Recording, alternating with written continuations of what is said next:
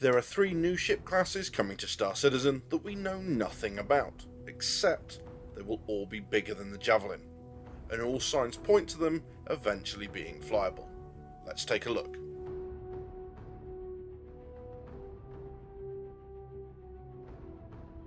The Javelin class destroyer is the largest ownable ship so far, and it's a monster. It represents the pinnacle of what CIG are trying to achieve with Star Citizen's group gameplay. It's basically a mobile raid that will take an org to run, with a maximum crew of 80 players and multiple modular rooms to tailor this beast to your own designs. With those sorts of numbers, it seems crazy CIG would consider going bigger.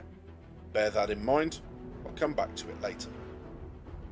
The interesting thing about the Javelin is CIG have already stated it's the smallest ship of the line the UAE Navy uses. The ships we're about to look at are all considered ships of the line or bigger. You'll find them in the stretch goals of CIG's website at the 4.5mm, 15mm and 17mm points. 3 brand new capital ships, the Cruiser, Escort Carrier and the Battlecruiser. But what could we possibly know about ships that CIG have said nothing about themselves? Well, CIG have borrowed very heavily from World War II naval conventions in much of their ship design. So, with that in mind, we can take a look at what is and what isn't likely.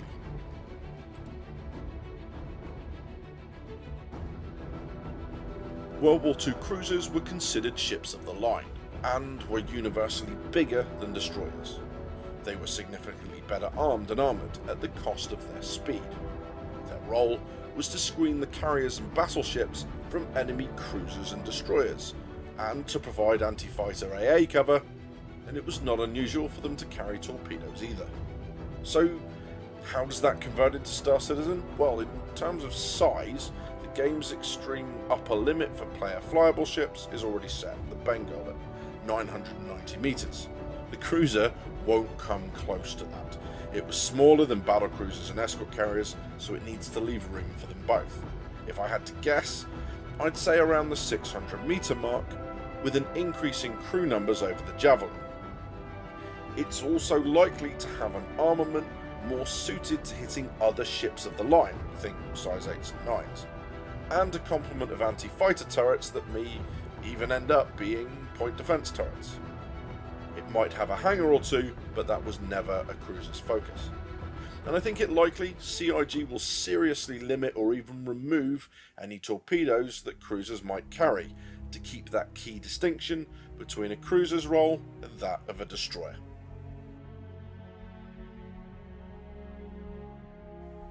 The Battlecruiser was an enigma back in its day. It carried similar weaponry to battleships, but where they were designed to dish out damage and take it in equal measure, the Battlecruiser was a more nimble opponent. It relied on greater speed, helped by thinner armour, to control the range of an engagement. They were intended to be the fast attack element of a fleet, fighting anything with a smaller armament and avoiding anything with a larger one. They would exploit weak points in the enemy line and chase down retreating ships. The history of battlecruisers is fascinating, with loads of room for discussion, and I'm going to cover it in future videos, so if you're not already, consider subbing to not mince that content when it lands. The Battlecruiser is likely the largest ship we'll get our hands on, with the most anti-capital ship weaponry we can find.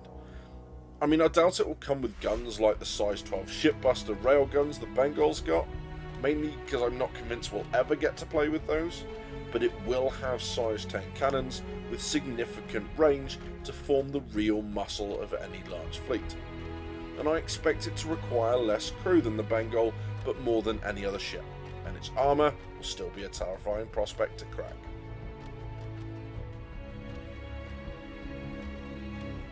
For me, the Escort Carrier is the most interesting prospect of these 3, and here's why.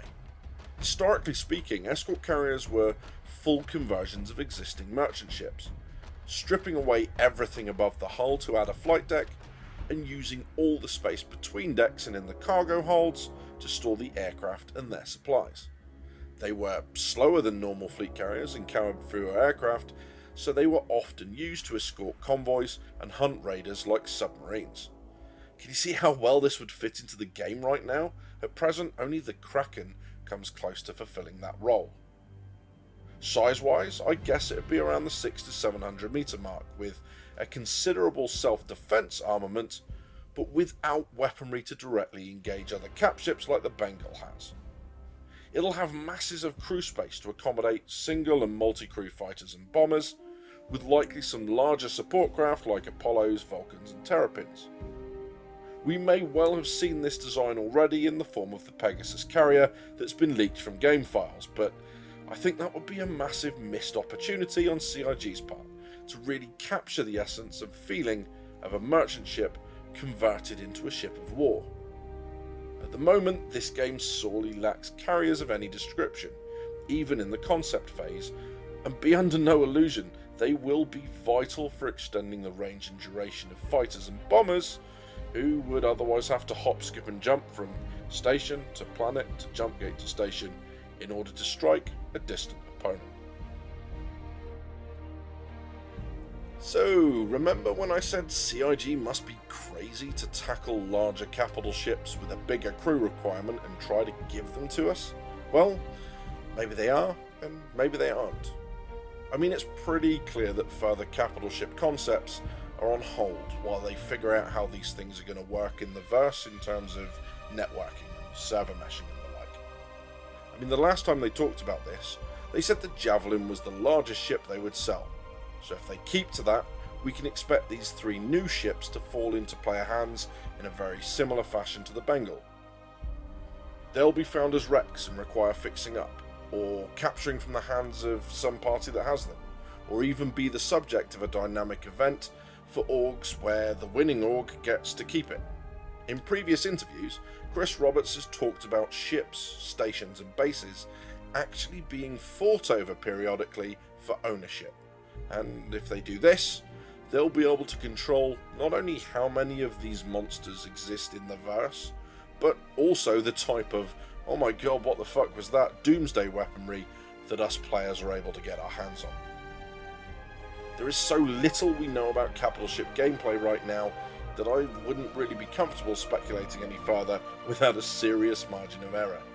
I mean, imagining precisely how we'll run these monsters is an exciting exercise in what ifs, but we'll all have our own wildly differing opinions. Speaking of which, I really want to hear yours on anything this video has covered. How do escort carriers sound to you? Is cap ship gameplay something you're interested in? Would a player-run Battlecruiser be too OP? Let me know your thoughts in the comments. That being said about speculation, I'm going to go out on a limb and guess at when we're likely to see these things.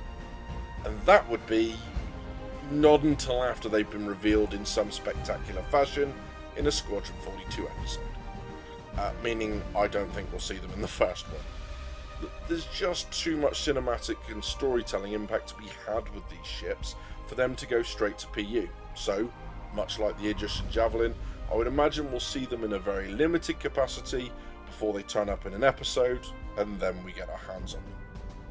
If you've enjoyed this military-based content, please hit that like button, it really helps me reach a wider audience. You've been watching Drinkers with Gaming Problems. Thank you very much for stopping by. See you soon.